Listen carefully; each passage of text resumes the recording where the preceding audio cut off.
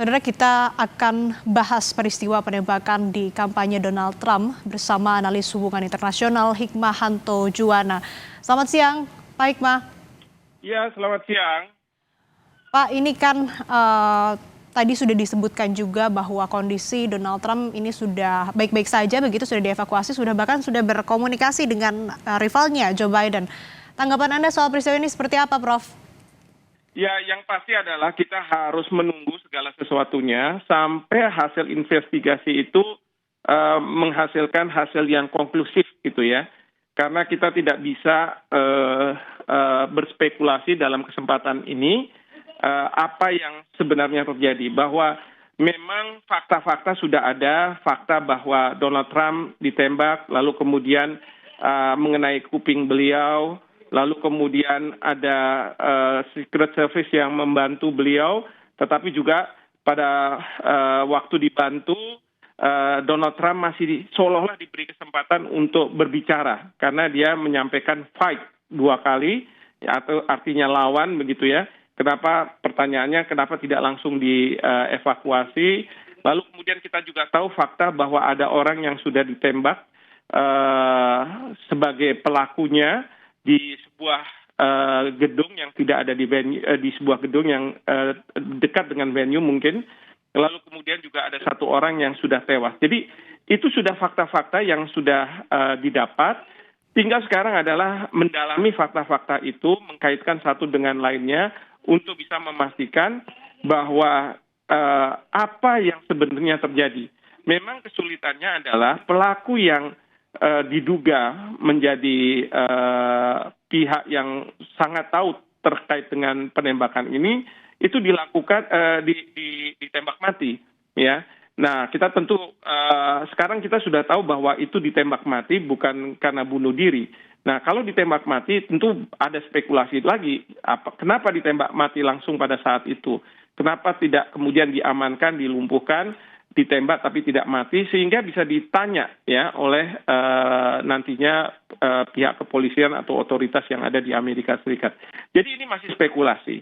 Memang ada 4 suspek, katakanlah ya, dugaan kemungkinan. Ada teori yang mungkin mengatakan bahwa ini dilakukan oleh rivalitas partai politik dari Trump, yaitu Partai Demokrat. Walaupun nanti ada masalah karena Partai Demokrat adalah partai yang tidak menghendaki masyarakat punya akses terhadap senjata, begitu. Ini berbeda dengan Partai Republik.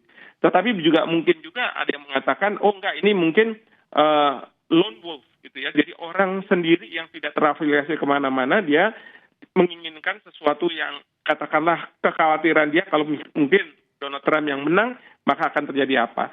Tapi bisa juga dia mau menjadi martir. Dia melakukan tembakan yang memang tidak mengenai sasarannya, lalu kemudian masyarakat marah, dan kemudian itu akan menjadikan Trump memiliki suara yang lebih banyak begitu ya. Dan masih banyak lagi. Belum lagi jangan-jangan ini dianggap sebagai rekayasa dari pihak Trump. Mungkin ada spekulasi yang mengatakan seperti itu. Bahkan juga tidak menutup kemungkinan spekulasi yang mengatakan bahwa ada negara ketiga yang ingin intervensi dalam proses pemilihan presiden di Amerika Serikat. Jadi ini banyak sekali spekulasi. Spekulasi ini, teori-teori ini tentu akan dipikirkan oleh para penyelidik di Amerika Serikat dan mencocokkan dengan fakta dan bukti apakah ini benar atau yang mana yang paling benar di antara teori-teori atau pemikiran-pemikiran siapa yang harus bertanggung jawab. Seperti itu.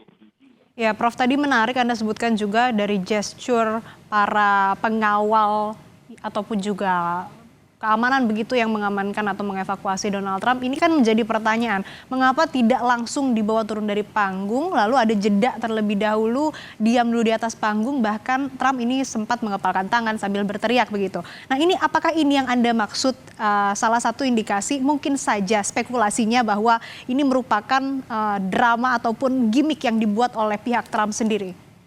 Ya, itu yang saya maksud, dan ini bukannya tidak mungkin bahwa spekulasi seperti ini memang ada, ya, dan kemudian spekulasi ini ya tentu bagi para penyelidik itu akan mengkonfirmasi apakah benar atau ada fakta-fakta lain yang membuat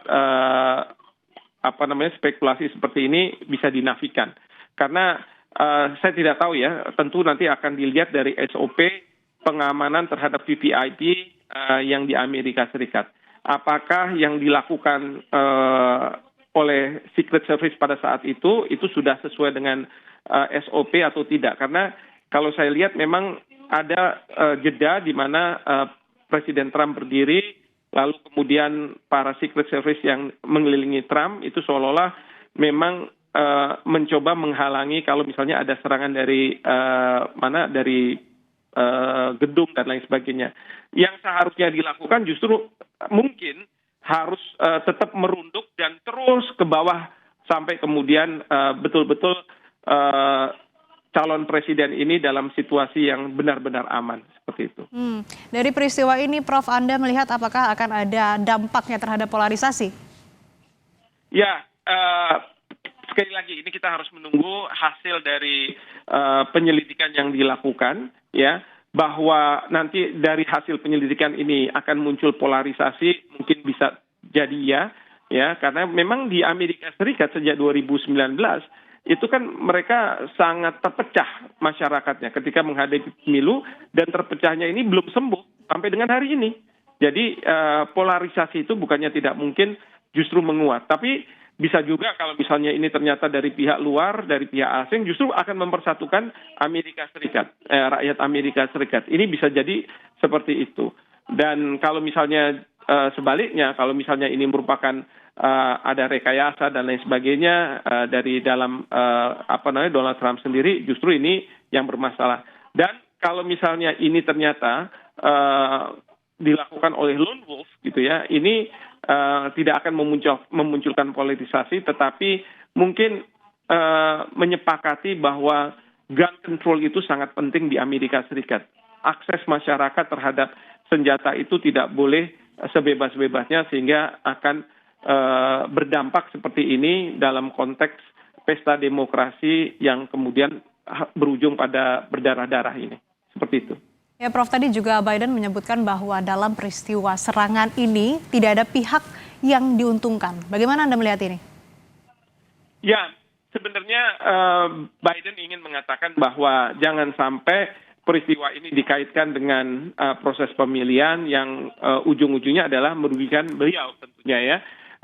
Beliau juga sudah menyampaikan bahwa menyesali tindakan ini, dan ini mengindikasikan bahwa dari kubunya, dari partainya tidak ada upaya-upaya untuk melakukan tindakan seperti ini. Dan sekali lagi ini tidak menguntungkan bagi siapapun. Mungkin itu yang ingin disampaikan.